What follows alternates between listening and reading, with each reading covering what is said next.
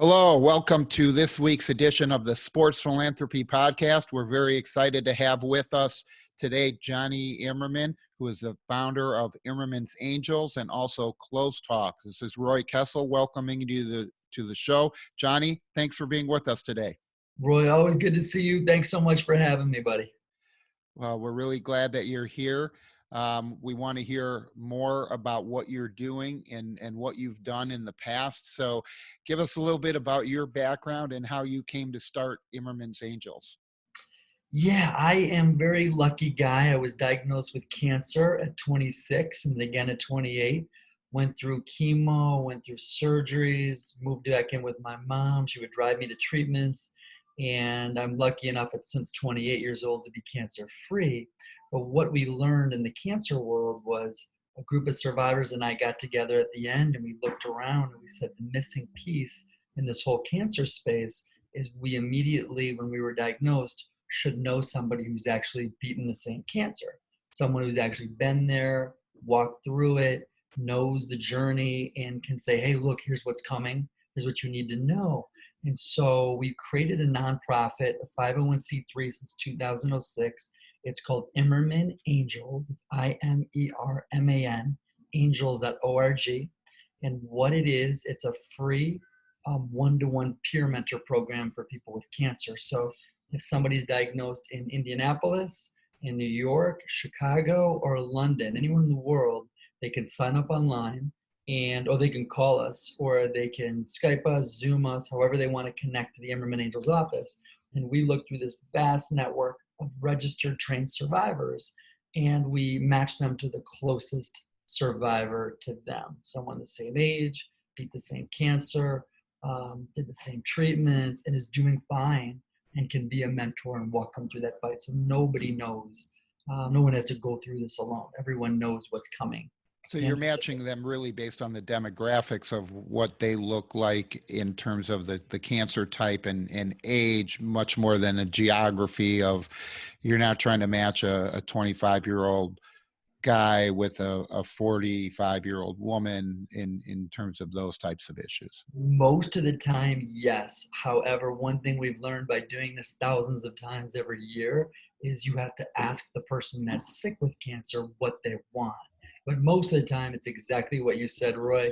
They say, yes, I'd like someone who's also 25, who's also had cervical cancer, who's also my race or my religion or my sexual orientation. It doesn't matter, if that's important to them, that's what we're going to find for them. We don't judge who they are or what they want, but we talk to every single person.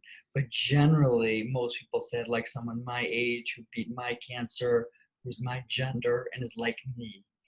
But sometimes race is important. And somebody says I'm Black, or I'm Jewish, or I'm Catholic, and faith is a big part of my religion, or my culture is a big part of this. And I want to connect to someone who copes the same way. And we just want to find whatever is going to motivate them the most, with the goal being help them beat the cancer, cross the finish line, and get their lives back.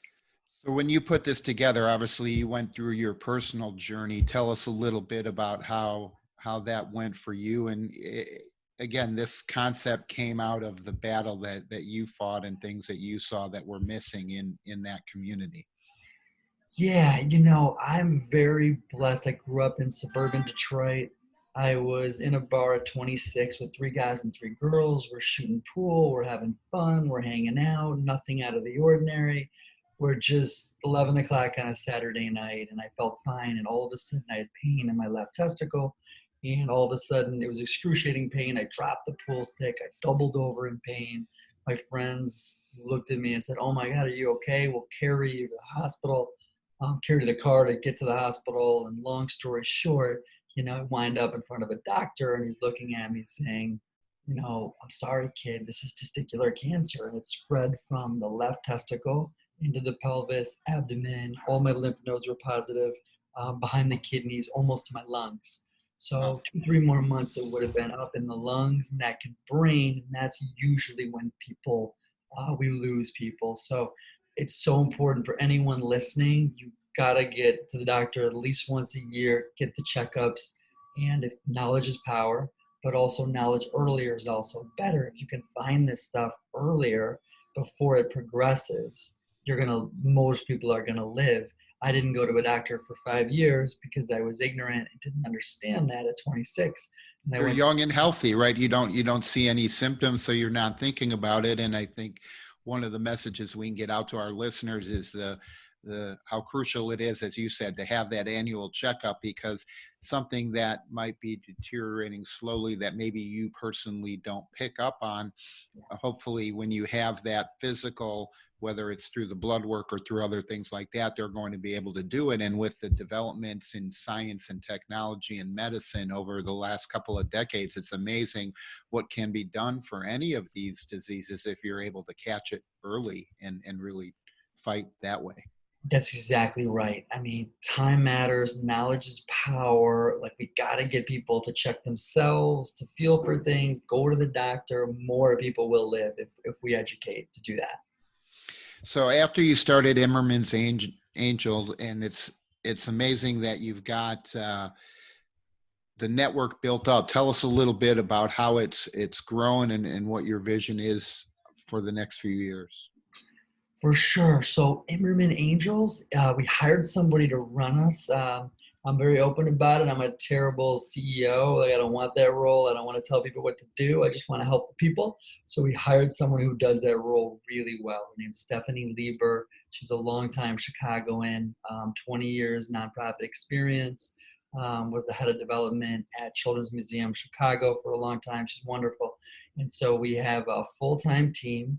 We're on Randolph and Wells, right down in the Loop, about 4,500 square foot space. And that's home base. All the full-timers are right there. I recently moved to New York, so I live in New York today with our new startup, but Chicago will always be the home base, I believe, for Imerman Angels. And that's where the call center is. And our goal is to spread the word and get people who are out there who might know people with cancer to know us, right? Awareness is the key. If we can spread the word, there are people that are out there that are sick or survivors that want to become volunteers. They will learn about it. They can get involved, get the help they need, give the help they need, and we're able to just touch more lives. But awareness is really the key for us to be able to help more people. And everything's free. I mean, these are volunteer survivors and family members who do this for free because they're grateful and they want to give back. So when you talk about volunteer survivors and matching people up, obviously that's a large undertaking. Tell us about how many people you have in the program, both sides of this. You've got a lot of volunteers, you've got a lot of people coming into the system. So let's start on the volunteer side. Tell us about what that looks like. So from a volunteer standpoint, we have over 11,000 families who've been registered and trained. And they're wonderful people. Sometimes they're cancer survivors of colon cancer, brain cancer, bone cancer in your toe. Could be any type. But we also have people who are parents that maybe had a 4-year-old child that beat leukemia and is now 14. Or sometimes, sadly, it's a parent that lost a 4-year-old child to cancer. And that parent still has a lot to share and give on the other side. And we recruit them. It's the largest group in the world for what we do. And the only reason it works is because these surviving families are grateful and they're happy and they want to find meaning and purpose in why they went through this. They want to give back. They want to help. And that's been our sort of grassroots blitz marketing, grind it out, wear t-shirts, whatever you have to do, spread the word, get the word out, recruit people so you can help people. You're only as good as your ability to raise awareness. So you guys do a lot of work on the publicity side, getting the awareness out there, bringing people in. What does that flow of individuals into the system look like? How many people are coming into that network on a monthly basis? So on a yearly basis, we will help anywhere between 3,500, probably 4,000 families this year across the world. And we'll touch every state.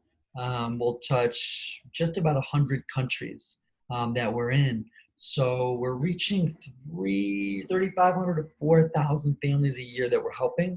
And again, the database, the network of survivors is over 11,000. So we definitely have a surplus of survivors.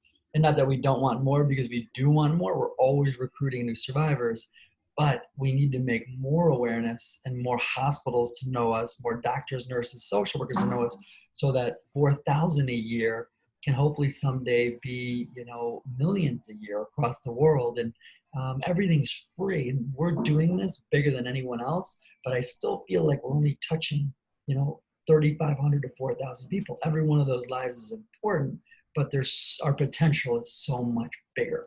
We could be reaching so many more. So as you look around, you're talking about the 3,500 to 4,000 that you're working with. Tell us about the obstacles that you're seeing. What's preventing you from getting to 35 or 40,000, right? Or 350 to 400,000. Obviously, as you scale up, 11,000 volunteers can't handle 400,000 people, but there's lots of other survivors out there. So as an organization, if people in our network are listening and can understand how they can help, or the resources that would be useful for you as an organization to grow, what does that look like? Yes. Whatever, again, coming back to awareness, that is the key to our impact, because we built the system. We've got this great team of 2 social workers and about 3 others that are in the office. About half of our 11 to 12 person full-time team in Chicago is ready to help these people. But unless more people come and find us and use the program, we can't help them. So it's all about just scale in our minds, in raising more awareness. But how it looks like, how the program really works, so everybody understands, is when somebody is diagnosed and finds us online, let's say in Miami, and they sign up online, we have an intake form about what cancer it is, what you're going through, how to contact you, what languages you speak, like demographic information that helps us. Then they click submit. Very securely, that flows into we use Salesforce as a CRM system, flows through to our Salesforce. And then within 24 hours, at the most 48 hours, we've called them, chatted with them, get to know what they're going through. There's a phone call always. And then from there, we take a look at the database and we say, okay, well, we know someone named Bob, Smith, who lives in Idaho, and this guy beat the exact same thing. He's the same age as you. He had the same rare treatment that you're going to have, and he speaks the language. And then we simply call both sides, tell them about each other, send a joint email, get them connected, make it really easy for them to connect, and then they're off and running. About 2 weeks later, an automatic email from Salesforce is generated to both sides checking in. We call this the feedback loop. We have to make sure that even though on paper and then through conversations, we're like, this is a perfect fit, sometimes it's not. It's just human nature. We're all a little different. So we do our best, but if it's not a good fit, we need to know that. And I learned that from one of my mentors who was the head for about 30 years at CHLA, Children's Hospital of LA. He ran the cancer center, Dr. Stuart Siegel, and he grabbed me at a conference years ago, and he put his hand on my shoulder and he said, Johnny, this is important. These cancer families need it. The parents need it. The kids need it. But you gotta know that it's working. And unless you know it's working, you're not doing your quality control. Like, you gotta check in. There needs to be some feedback. He's like, I get feedback from my patients and the families all the time. You need to do the same. And he taught me that lesson. And that's why we built in that loop to check in to make sure it's working in the way that we want it to work. And that's the struggle with a lot of organizations, right? They provide a service. As long as the service appears to be working or people continue to come into the system, they kind of smile and say, hey, I'm happy. This is great, because now we're serving, instead of 2,000 people, we're serving 3,000 people. Instead of 3,000, we're up to 4,000, right? It looks like everything's great. And they don't take the time to do what you're talking about and getting the feedback and really measuring the impact. Because I know from many personal conversations with people who've been part of your network, what an impact that makes on their lives. And the work that you're doing really provides an amazing support for the individuals that have gone through that. And it's something that, while you might not be able to purely quantify the percentage of increase or value for them in their life, that certainly from a qualitative level, they can express how important that process has been for them. Well, thank you, Roy. I'm glad that you know some of the guys that we've helped, and the ones who deserve credit for all that are the people that serve. You know, we're only as good. I mean, we wouldn't have one survivor if they didn't want to volunteer to do this. And so because they care, because they're grateful, because they believe that this is the greater good, they're taking time out of their busy lives, away from their families, away from work, and helping others that fight the same fight when they're lucky to be alive. If they didn't feel that way, this whole idea wouldn't work. I mean, it depends on these people who care and volunteer. And thank God there's a lot of great people out there. And we're just kind of the matchmakers of the cancer world. You know, we're the people that just create a platform for all these people to connect.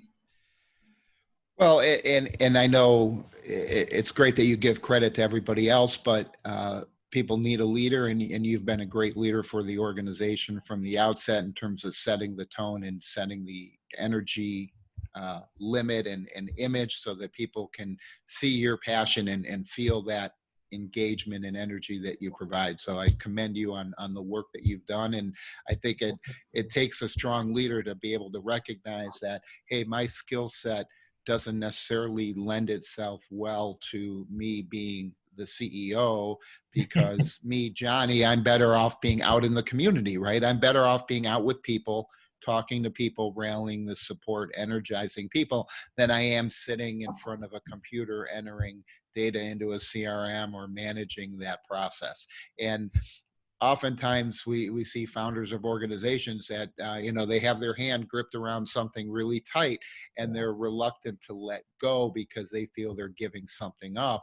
And the ones that really ultimately are successful are the ones like you that are able to recognize that I'm not giving up, I'm actually growing, because I'm now moving to my position of strength, because you've got skills and talents that are hard to replicate. And Stephanie's got a different set of skills and talents that help the organization grow. And I think it's fantastic that you made that decision. So congratulations. Well, thank you. I appreciate the kind words. And yeah, I mean, if you care the most about the people you serve, you put the best person into each role. And it's a lot like sports, right? Like there's your goalie on your hockey team is not necessarily going to be your best left winger on the team. Like everyone has to find your role, and you be the best in the role, and you get the best people in each role, you're going to have the best team and accomplish the most. And I think it's the same thing in the social impact world, or probably any business. You know, you want to just have everyone in a position of strength in their individual, being a role player in what you do. So once you made that decision, right, you decided, hey, I'm out of the CEO business, and now I'm moving on to bigger and better things, or at least different things. You and your brother came up with this concept for Cloz Talk. So tell us how that evolved. Absolutely. We came up with this idea directly from Imerman Angels. So it's really two things going on. On one hand, Roy, I'm noticing that, listen, the CEO role, there's somebody better for this. This is not my strength. And I'm happier when I'm in the field recruiting for us and not trying to manage everything. And so that was part of it. And the other part of it was that we saw something that was bigger, that we knew we could scale it. And what got the word out for Imerman Angels, we started making t-shirts just like this. After 5 years or so, like a lot of charities, of messing up the t-shirts, stuck on the $2 tees, too many colors, made whites, reds, yellows, too much stuff on it. You just try to like put too much, it's like a promotional ad on a t-shirt, and it's not cool and nobody wears it. We finally refined it by trying everything with making our t-shirts wearable and people wanting to have them. And we always came back to black and white, simple, just the logo, no mission statement, no paragraph on it, no company sponsors on it, clean and cool. The back's pretty much empty. And all of a sudden we made them quality, and our friends were like, that's cool now. I'll wear that t-shirt. I'll rock that at the gym 3 times a week. That'll be my favorite shirt when I'm going for a run and I'm training for half marathons. I'm like, great. So the more our people wore it, they became ambassadors. And you had to equip them with the tools. Say, great, you're wearing our stuff now, but like you need to articulate the mission very clearly when people ask you. So that's the ripple effect. That's how we'll grow the message. And then someone's going to hear about it in the community and it's going to reach someone with cancer and we'll help them. And it was simply awareness to impact. It was a completely driving our impact. And the shirts were sparking this logo recognition and awareness. And we said, okay, it worked for Imerman Angels. How do we scale that for every awesome charity out there? Because there's so many doing good things for animals, doing great things for the homeless, doing things for people that can't afford education, helping them find better jobs. I mean, you name it. There's so many causes.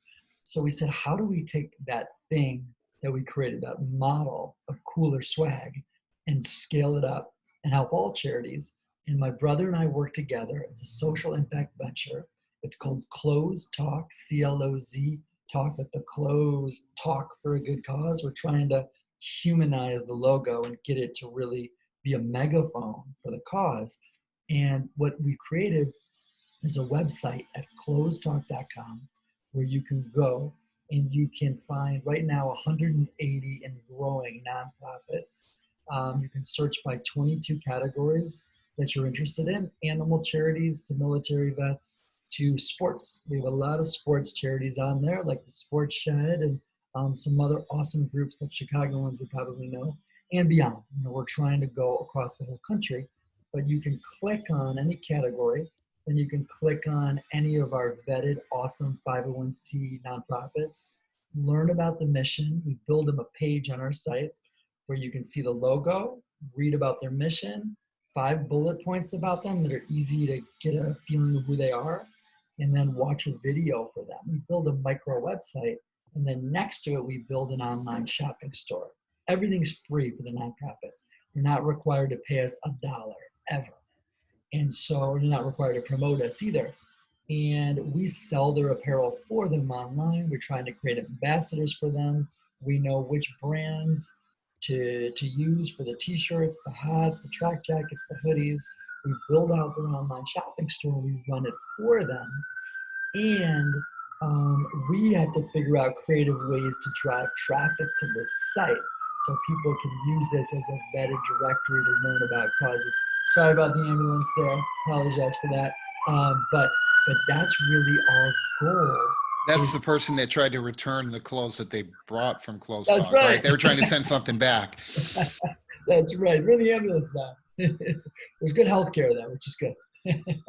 Well, I think one of the things that you guys have done really well from a branding perspective is you've simplified that message. If you look at the iconic brands and the iconic logos that are out there, right, they've done a great job of distilling everything down and simplifying what that image looks like, right? Yes. Nike's logo is not complicated. That's McDonald's right. Logo is not complicated. Under Armour's logo is not complicated. And too frequently you see people, as you said, that have 32 moving parts in the logo, 12 colors.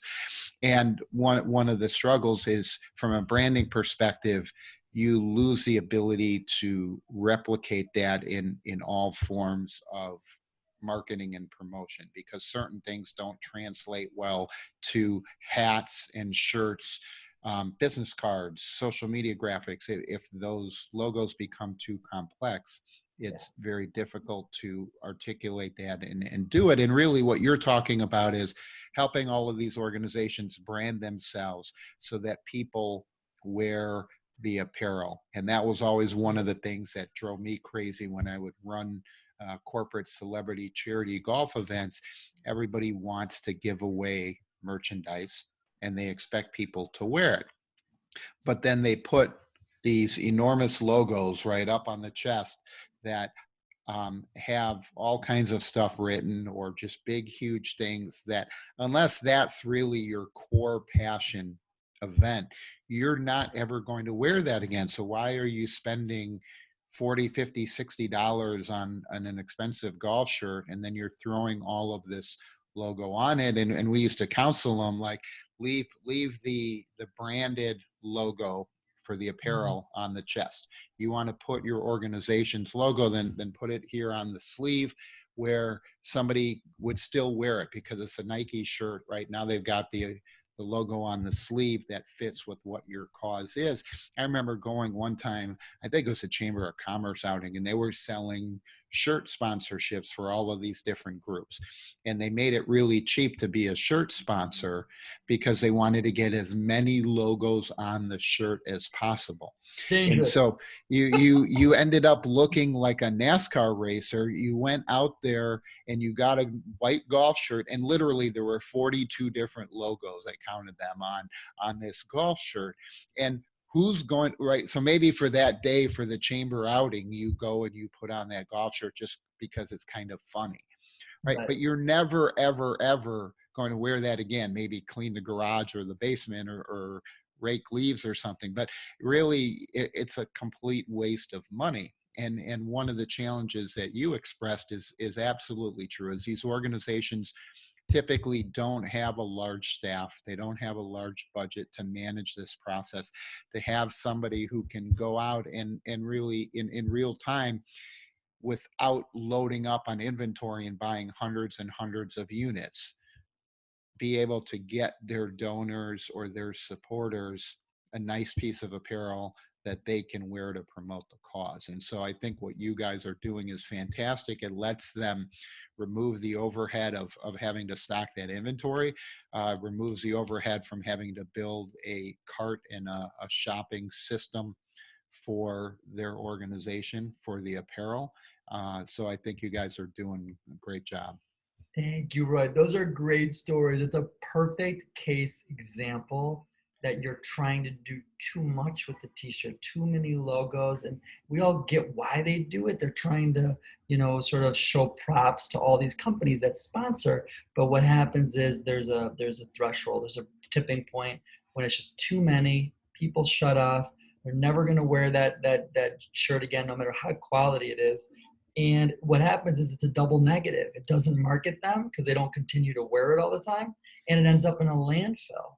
So it's not good for our environment. It's not doing what it's intended to do. It's really a double negative. And our whole model is, how do we flip that around where we make it somebody's favorite shirt? And you can't do too much with it. It's got to be simple. It's got to be clean. It's got to be bold. We use black and white. It's classic, non-controversial. The most people tend to go for this. We've learned through experience. And you can't have the back with 20 company logos on it. It's just... It will ruin it. It will ruin it. And it's even, I'm going to raise you up one and say it's a triple negative, because aside from everything else, the amount of money that you spent to purchase that item, right? Yeah. Somebody is spending for a quality golf shirt, right? Even in bulk, somewhere between $30 and $50. Even if you're getting them on a good price or a closeout.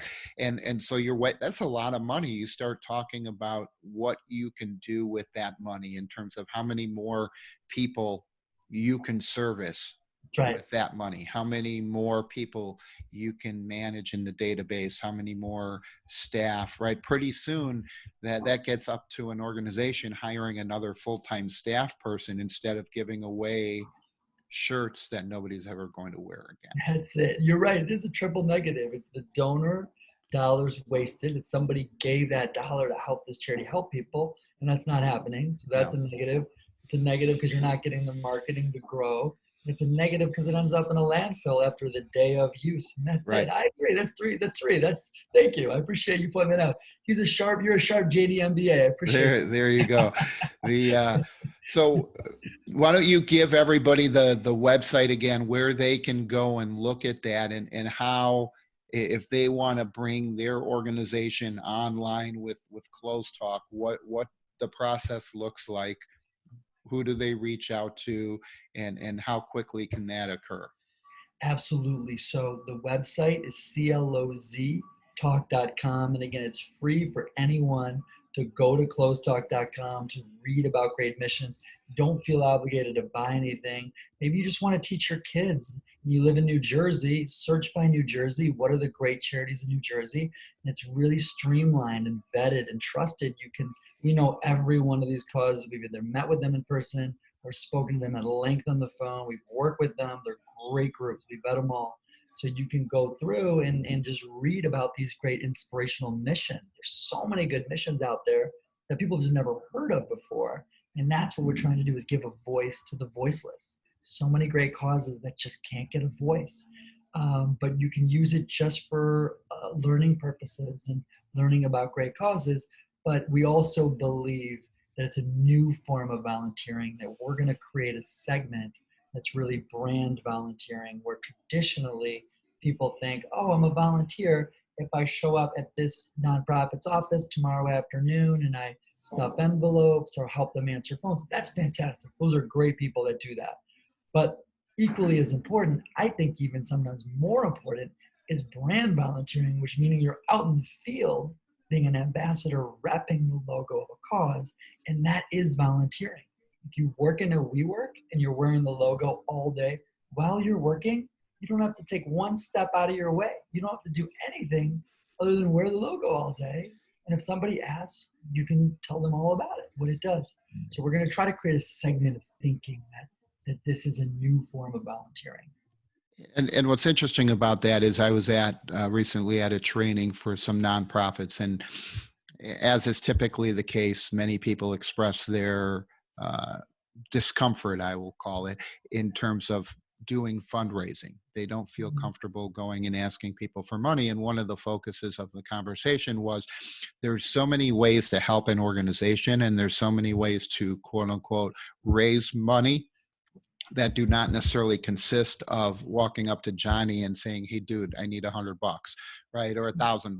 But there's things that I can do with Johnny and say, look, I know that you don't personally have the ability to write that check, but here's 8 other things that you can do to help our organization. And so for many people, it's a whole lot easier for them to be wearing your shirt, walking around, and have somebody come up to them and ask the question and say, what does that mean? What do you guys do? Right? That's a lot easier for them than them walking up and tapping Johnny on the shoulder and saying, hey, I need you to listen to my spiel for a few minutes and let me tell you about Imerman Angels. So when you have that ability, and that's why people like logos, right? You walk through the airport and I'm wearing a Wisconsin Badger logo. Somebody that sees it is going to make a comment. It might be good, it might be bad, but it opens the dialogue. We were out at the Rose Bowl over New Year's and we're walking through a supermarket and there's this big guy with Iowa stuff and we just start bantering with him. We sat there in the aisle for 45 minutes talking to him, and he had been a former athlete at Iowa, and you just get some really interesting conversations. Well, if I'm just wearing a plain shirt and he's wearing a plain shirt, we never talk to each other. That's right. And so I think that having the ability to tell that story in a way that opens the dialogue, because these causes are all important. They all have great stories to tell. And one of the challenges that their board members, their donors, their supporters have is I might be tapped out, right? I might have written my check for $100 for the year already and I'm done. But you don't really want them to be done, right? You want them to continue to reach out on behalf of your organization. And I think you guys are giving them a great tool and a great voice to do that. Thank you. That's a great example. How amazing how logos, especially positive ones, can bring us together and spark conversations and make connections for people.